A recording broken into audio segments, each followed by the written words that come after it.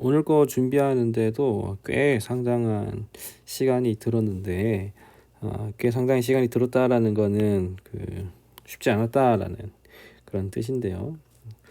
자, 일단 한번 같이 한번 살펴보시도록 하시지요. 어제부터 시작해서 다윗의 시가 계속해서 진행이 되고 있습니다. 오늘도 크게 두 가지로 나눈다면 구원하시는 하나님 그리고 갚으시는 하나님으로 나눌 수가 있게 되는데요. 주께서 높은 곳에서 손을 뻗어 나를 꼭 잡아주셨다라는 것에서 하나님께서 높은 곳에서 이렇게 우리를 더 낮은 곳으로 빠지지 않도록 잡아주셨고, 또한 깊은 물 속에서 나를 건져내셨다라는 것. 그러니까 하늘과 그리고 땅 아래에서 구원해 주신 하나님은 하늘에도 계시고 땅에서도 계시고, 그 물리적인 공간을 얘기를 하는 것은 아니겠지만, 어디나 어디서나 하나님께서는 우리 상황 가운데 있는 우리를 건져주시고 구원해 주신다라는 그런 신앙적인 고백이라고 얘기할 수가 있겠죠. 주께서 강력한 내 대적들에게서, 나를 미워하는 사람들에게서 나를 구해 주셨습니다. 라고 하는데, 뭐냐면 그들은 나보다 강한 사람들이기 때문입니다. 다윗보다 강한 사람들이지만 그 강한 사람들에게서 하나님께서 구하셨다. 그래서 다윗은 겸손이라기보다는 자기가 할 수 있는 것은 아무것도 없지만 더 강하신 하나님을 신뢰하고 의지한다라는 그런 고백으로 볼 수가 있겠죠. 이거는 그 물리적인 힘에서 부족함을 느끼는 것이기도 한데, 아마도 계속해서 사울에 대하여서 얘기를 하는 것이기도 하겠죠. 19절, 그들이 내 재난 날에 나를 막았었지만 여호와께서 내 도움이 되셨습니다 라고 하면서 20절까지 계속해서 다윗은 구원하시는 하나님에 대하여서 그 하나님의 일하심에 대해서 노래하고 있는 것을 보게 됩니다. 주께서 나를 안전한 곳으로 데려가셨습니다. 자, 여기까지는 우리가 어느 정도 좀 이해할 수가 있게 되겠는데요. 그러나 이제 여기서부터가 저는 좀 꽤 어려웠었습니다. 여기서는 어렵진 않았는데, 여기서부터 저는 좀 꽤 오래 걸렸거든요. 여기 한번 보시도록 하시죠. 그분이 나를 기뻐하셨기 때문에 나를 건져주신 것입니다 라고 하는 겁니다. 하나님께서 다윗을 기뻐하셨기 때문에 나를 건져주셨다. 물론 다윗은 아직 이게 다윗의 이게 그 초기라고, 다윗이 왕으로 세워졌을 때의 초기라고 했었을 때 다윗은 그래도 하나님 앞에 흠 없고 그리고 하나님 마음에 합한 자로서 살아갔다라고 얘기를 우리가 이해한다면, 그렇게 읽는다면 그래도 그렇게 잘 읽을 수가 있겠지만, 첫 번째로는 다윗의 이런 모습을 통하여서 하나님께서는 다윗이 나중에 압살롬과 이 일들 그리고 밧세바에 대한 일들을 전혀 예상하지 못하셨을까요?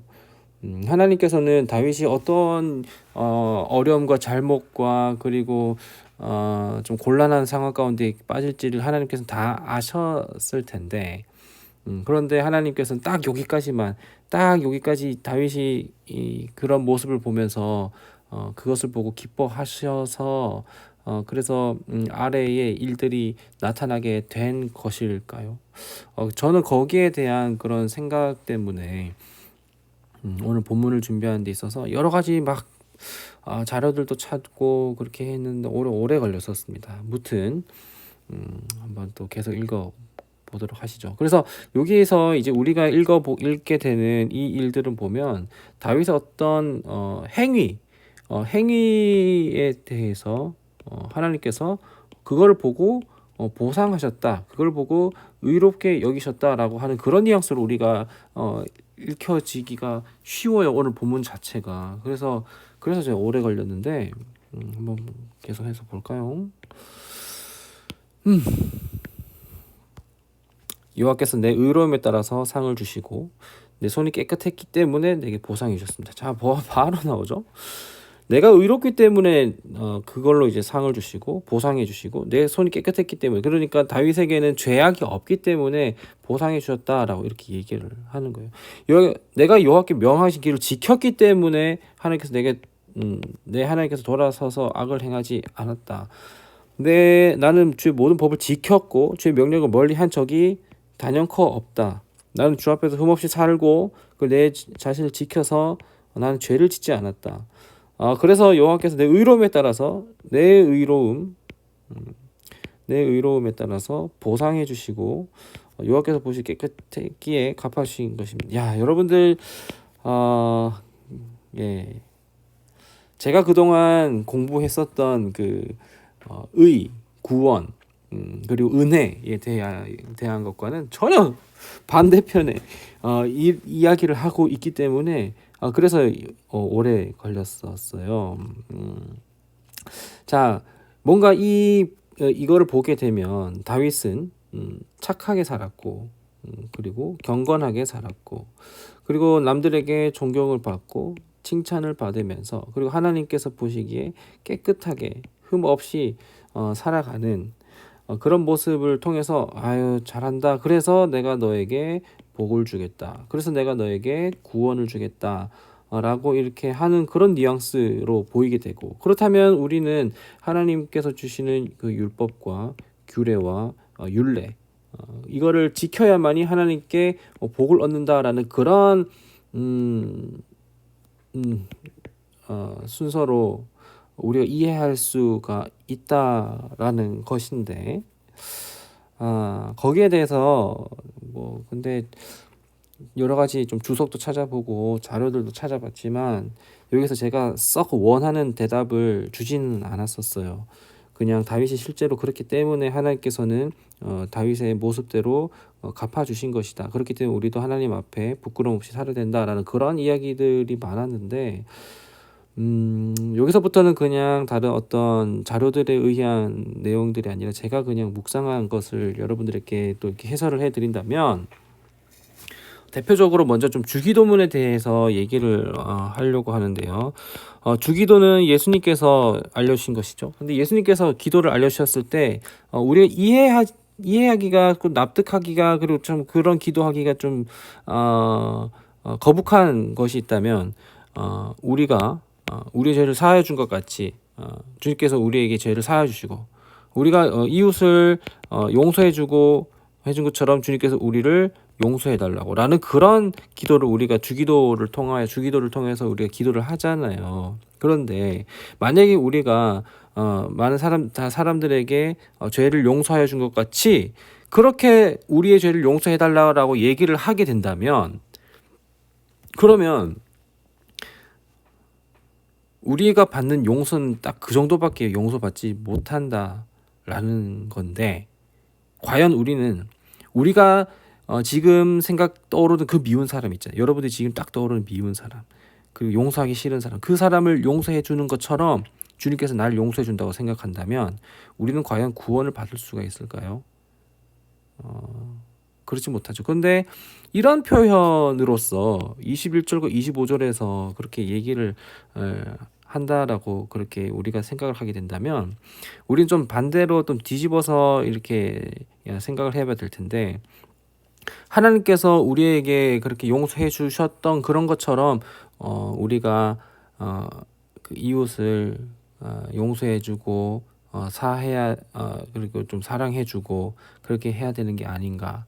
우리는 그 주기도문을 그렇게 이해하는 것처럼 여기도 21절부터 25절도 우리가 그렇게 좀 이해를 하고 읽고 이렇게 하면 조금은 덜 답답하지 않을까라고 생각을 하게 되는데,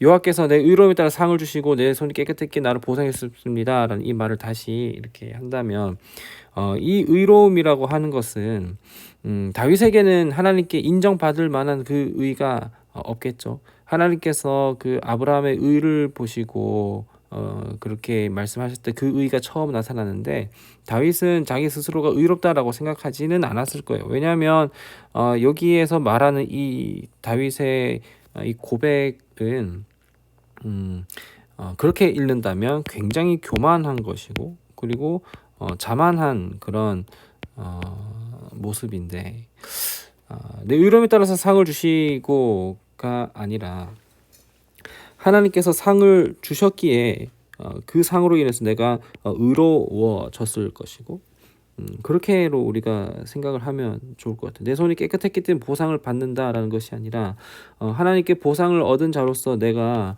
늘 하나님께 깨끗하게 되기를 원한다라는 그런 의미로 우리가 읽으면 좋겠다라는 거죠.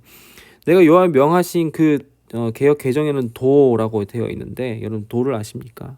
도 할 때 그 도인데 그 길을 지켰고 근데 이 길은 나중에 이제 신약에 이르러서는 길이요 진리요 생명이신 예수 그리스도를 얘기를 하죠. 내 하나님께서 돌아서서 악을 행하지 않았습니다. 악 행했었죠. 그리고 앞으로도 다윗은 행할 것이죠.